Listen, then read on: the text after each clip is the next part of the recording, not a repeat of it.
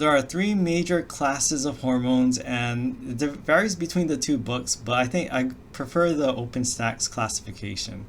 So amines, OpenStax just calls it amines, but for this class, I try to be more specific. I call them monoamines.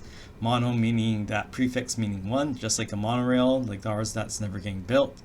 And then the amino acid derivatives. So again, I think they're from amino acids. And then you have peptides.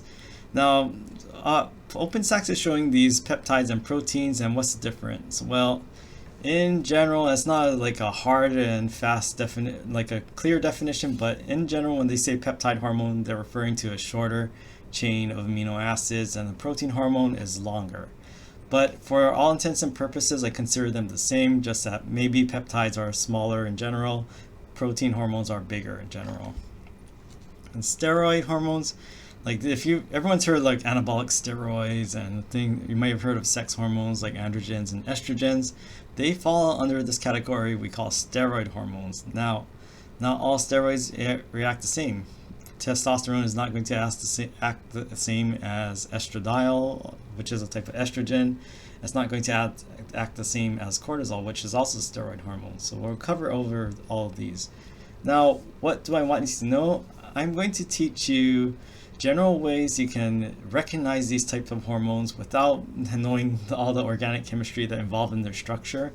Because why? Well, based on their structure, these hormones tend to act similar in terms of like how they are transported through the body, what type of receptors they activate.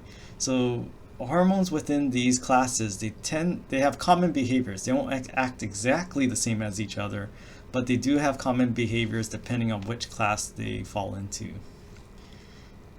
Okay, so there are three major classes. So monoamines, and this is the Martini version. So Martini puts thyroid hormones in this, but it is technically an amino acid derivative, but I'll explain why that's not entirely true.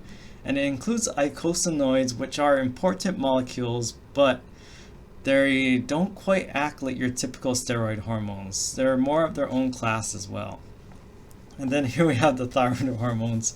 So thyroid hormones, there's a little asterisk. So if you're using the Martini version, I'll explain why eicosanoids and why I don't quite agree with Martini in terms of this categorizations they put here. So this is an interesting graphic, but don't take it as canon.